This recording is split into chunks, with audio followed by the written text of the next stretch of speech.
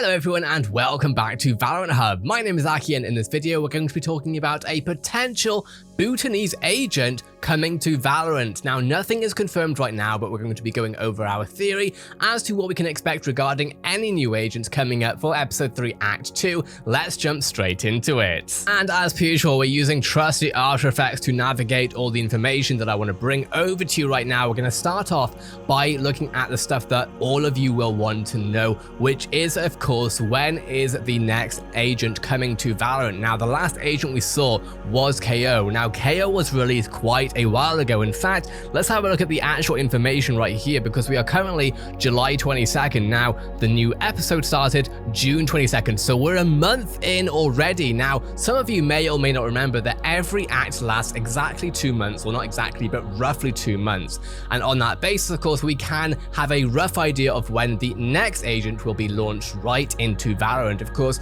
generally what happens is Riot will give us teasers prior to the next agent launch, and therefore we can then look at what we might be able to expect from there. Now what we're looking at right here is the calendar, and this is today right now, July 2021, and this right here is where the new episode started, right? So the next act that we should be seeing is episode 3 act 2, and that should be coming August 2021 on a Tuesday most likely. Now that is based on the idea of the next image that I can show you right here, which is of course looking at the battle pass. Now this right here is a screenshot showing that it ends in 33 days. This is always a good way to have an idea of when we can expect new agents and new content to come out. And when is 3 days from now? Well, on Google they say that that is 24th of August, and that is where we have got this from. So who is the new agent? Is it the Bhutanese agent? Do we not know anything about a Bhutanese agent, or do we know a lot about it? Well, let's go through everything right now. For one, I know a lot of you will be confused because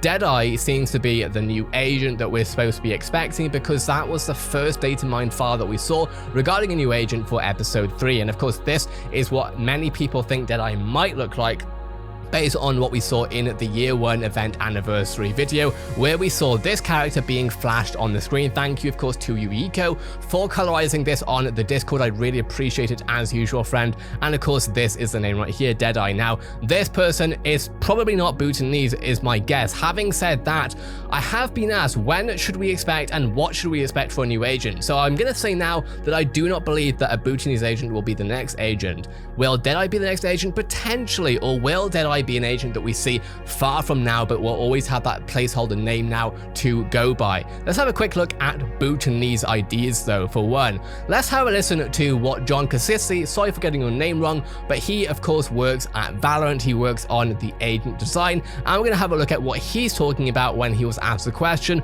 will there ever be a Southeast Asian or Filipino or Malay agent? Let's listen to what he has to say. Will there ever be a Southeast Asian agent? Honestly, I'd like to say yes, at some point there will be. Right now we're really trying to have agents that represent many different areas and places on the planet, and Southeast Asia has a huge range of like wonderfully awesome, amazing cultures, people, places, foods, music, you name it. It's absolutely awesome, and would love to actually make an agent from Southeast Asia at some point. When, I cannot say on that one, but just know it's definitely top of mind for us. Okay, so let's have a think about what we just heard. John right here, let me make it very clear, does not decide who the next agent specifically is regarding their name, the backstory, etc. He works on the balance of things, I believe, in terms of making sure the abilities feel right, making sure that everything in the meta works accordingly to what players want to see and feel and play in the game.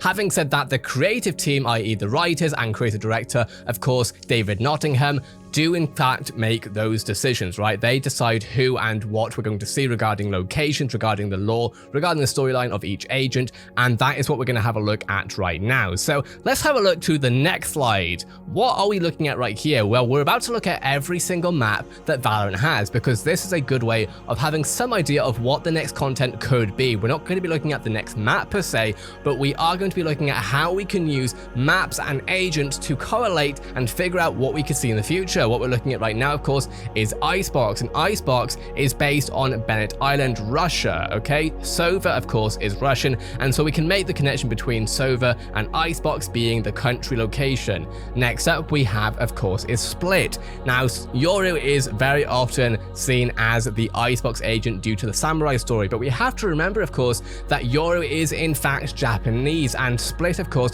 is the only Japanese map that we see in Valorant so far. Now, Split itself is based on Shibuya, Tokyo, Japan. And of course, Yoru even has a voice line here saying how essentially Kingdom ruined this place, but he was there before. So we know that Yoru is from Split, and of course, Yoru is Japanese, which of course, this is Japan, Split is. The next one we have is Bind, and this one is Rabat, Morocco, the capital city for Morocco. Now, Cypher, of course, is Moroccan, and so we can tie Bind and Cypher together regarding the lore. Now, the next one is interesting because Ascent, the first map that ever came out for Valorant, some of you might think that's Icebox. No, it is Ascent, and as much as Ascent launched with Valorant in the beta, Ascent was not in the game. And of course, Ascent is based on Venice, Italy. This is concept art via West Studio, and we don't have any current agents in Ascent. Now, keep in mind, of course, that we have 2 European agents already. One, of course, is Phoenix. He is from London, and then we have Breach, and he is from Sweden. And of course, we don't have any maps in either Sweden or London, so who knows what could happen, but that's not what we're talking about right now. Currently, no agents in Ascent.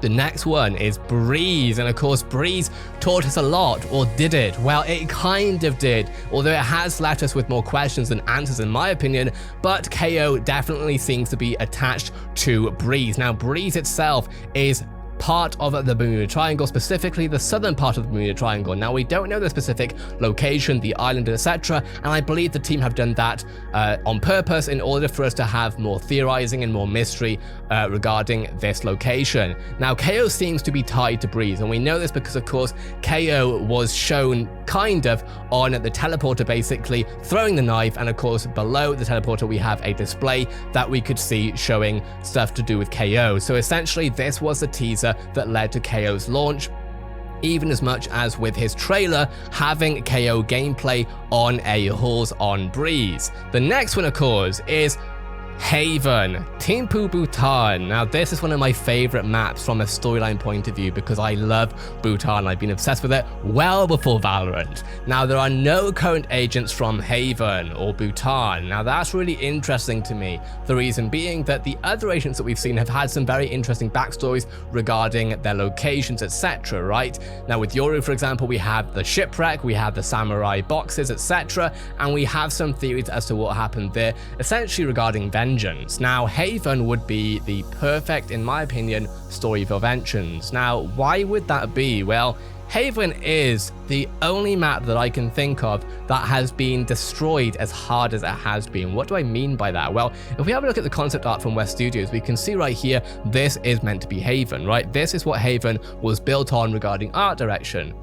Now, what we see right here, of course, is a monastery. And this monastery definitely around here looks really beautiful, right? Nothing has really changed too much. Everything is pretty normal. But the further we go over here, we can of course see that something has gone horribly wrong. We can see a lot of rock, and we can see a lot of fire, and we can even see the monastery is on fire. It's not looking good. Clearly there has been an attack here, most likely at least, unless there was some sort of natural disaster, which of course we don't know the story of this, so anything could have happened. If we keep going forward, of course, we can see sort of rips in the building. We have this brick that has sort of been chipped away, and we have of course this roof as well that has been chipped away. It's not looking very good. And even more, if we go over here, of course this is Seaside, and we see the windows on fire, we see the buildings in general being on fire, and we see these trees also being burnt. Not a good look whatsoever. Clearly something has happened, right? Now, if you've been keeping up to date with the Valorant lore and the Valorant protocol, we know of course that there's a conflict between the Valorant protocol and Kingdom Corporation. Now, we also know through the creative director, David Nottingham, and I want to say a huge thank you for being so involved in the lore community, answering our questions as much as possible. Now, When it comes to Valorant agent, every agent has their own prerogative, i.e. their own reason for joining the Valorant protocol, and there's a whole complex storyline around that we're not going to go through all of that right now, but essentially it's important to keep in mind that with all the dynamics between the agent relationships, that there are definitely very complex reasons for each agent joining the protocol, and we can see that especially even when we look at Sky's trailer, where she is of course reacting to something really bad happening to Nimb in her hometown in the trailer. Take a listen to this and you'll see what I mean. Do you see it yet? This is happening everywhere, Sky. I have to protect this land, Sage. It's my home. It's not just your corner of the world that's in danger. There's more like this? Too many. All right, Sage. I'm in. So of course that does not look good, does it? And of course every agent has their own backstory that leads them to fight essentially for their country, their hometown, etc. Now Haven has been badly attacked, whether it's through natural disaster or whether it is through attacks from other people. Whatever it is, my guess is that we could see some sort of Bhutanese native getting a little bit pissed off, understandably, about what has happened to their home, especially when such a sacred place, their monastery, has essentially been attacked and burnt down. What could this lead to? Well, now I'm unsure as to how heavily Valorant wants to get into history. We know of course that the ship on Icebox far away in the distance is an Edo period ship, roughly from the 17th century, okay? Now keep that in mind for this. What we're looking at right here is from a different time specifically, but what's interesting is, of course, that they had no regular army. We're definitely missing some context here, and that's because I'm going to let you research that yourself. But what I want to have a look at specifically here is the army that is composed of Zon guards, I'm sorry if I have said that wrong, armed with matchlocks, bows and arrows, swords, knives, and catapults. Now, one thing that I'm aware of is that Bhutanese culture definitely has archery involved in it, right? Archery is definitely a part of Bhutanese culture. It would be really interesting to see an agent that has something to do with archery. Of course, we already have Sova, I understand that, but that doesn't mean that we can't see another agent with a bow and arrow. I think this would be really interesting. Now, does this mean that we're going to be seeing a Bhutanese warrior? Well, who knows, but it would definitely be very interesting. Regardless, something has happened here, and I am almost certain that there will be an agent that was born out of this. My guess is, at least, I'm not certain, I need to be careful with what I say here, but I believe that we will see something regarding this because it's such a powerful story that I think something will happen. With that being said, do I believe that this Bhutanese agent will be the next agent added to Valorant? I have no idea. This is purely theory based on what we see right here, but there's no in-game files necessarily that says that. The only thing I can think of is that Deadeye, I suppose, means an expert marksman, and if we're talking about an archer, that could add up potentially, but I am not saying for a second that this is the next agent. I am saying this is very interesting and a potential theory. With that being said, let me know what your thoughts are in the comments below. You might have noticed that I haven't been posting as much lately. Quite honestly, not much is happening, and this is what happens with Valorant very often, is we'll see a new act, loads of new content, amazing stuff. That'll happen for roughly a month, and then for a month, essentially, things will go pretty much dead whilst esports goes on, and of course that has been difficult for Valorant Hub.